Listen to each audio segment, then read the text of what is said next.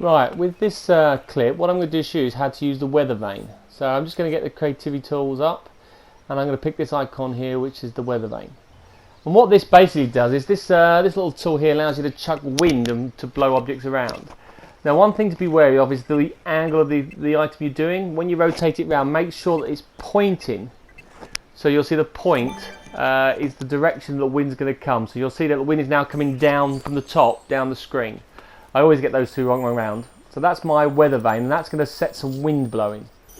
Okay, so what I'm going to do there is I'm just going to go to the properties of that item using my little wand, and you'll notice you can adjust in the property setting the force of the string. So is it mild or is it very strong? Obviously the stronger it is, the less chance you've got to control it. So I'm just increased that to 20, and I'm also going to choose what things are affected by the wind. It can be everything. It can just be enemies, but in this particular case I'm going to use the balls. Any objects that I throw in there are going to be moved, but you can change it for vehicles or other things. So your character can stay there but everyone else gets blown across. Now that is set to show you how the wind is. What we're going to do now is create some triggers now. So I'm going to go across, get some little triggers here, and this is just to show you what we're going to use this to when we click on that one, it's going to start this weather vane off. So I'm going to put that trigger there. Now obviously I'm going to get blown down here at the end of the screen, so I'm going to click onto this one here, and this is for me to be able to switch the thing off just for the test. Right, now the objective of here is to show you the wind working, so I'm now going to get the fall-in object generator. I'm just going to scatter these across the little page here, so I'm just going to drop these across. And as these drop, when the wind comes on, they're going to start falling down onto the screen. So I'm just going to move these falling objects generator across, move them around. Now I didn't want to put them too close to the edge, so sometimes I did them, the objects just fell across. So I just made sure they were slightly set in, and I made sure they're staggered as well.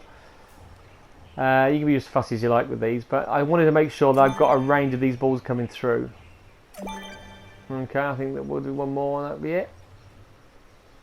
In fact, that 5 will be enough. Right, so what I'm going to do now is go and pick another tool.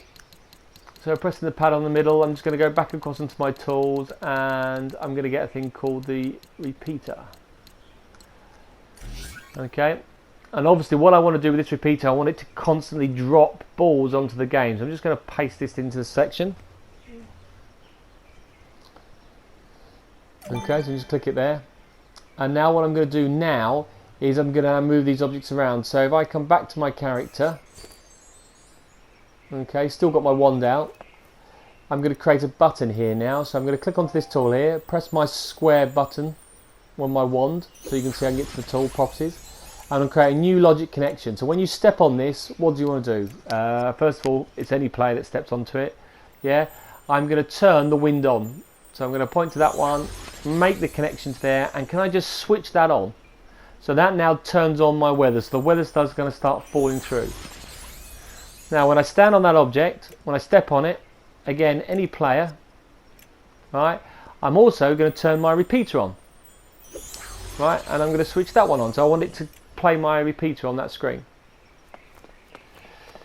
And then the last thing I want to do here is when I step on this particular object, so step onto there, create a new logic connection, step on it,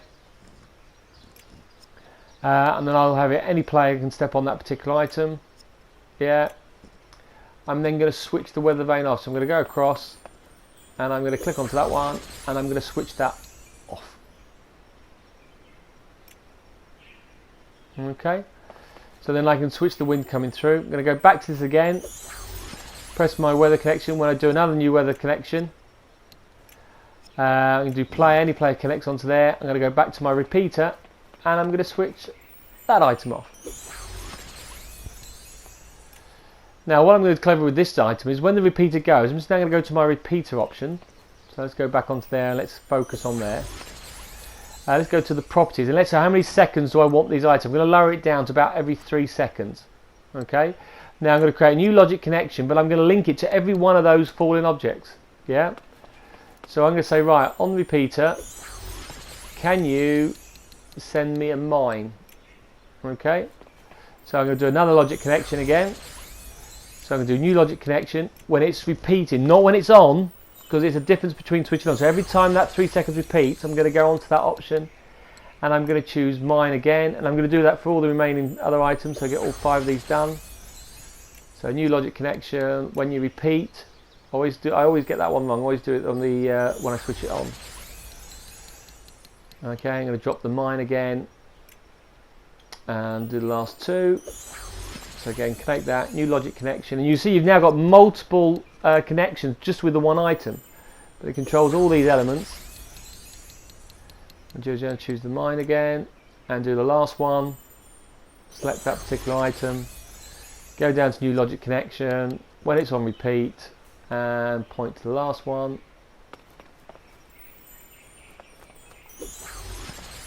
And now obviously you can fancy this simple little game up. Okay, so I've now got all those connected. So when you basically step on that pad, it will set the wind going, the balls drop, and the balls come blowing down to me. Yeah, so I've got to dodge them.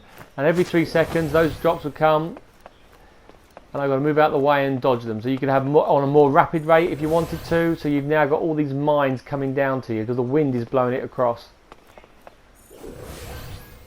And you can have more of them dropping on a regular basis, so you've got to keep dodging them out the screen. Now if I step on that, it turns them all off. No more balls coming down on the screen. Very simple idea, but it shows you how the weather vane works, how you can get things to blow across. It can also affect you, so you can't walk into it, but it may not affect vehicles, so you can try and stop it that you can't walk up this level, but you may only if you've got on a vehicle.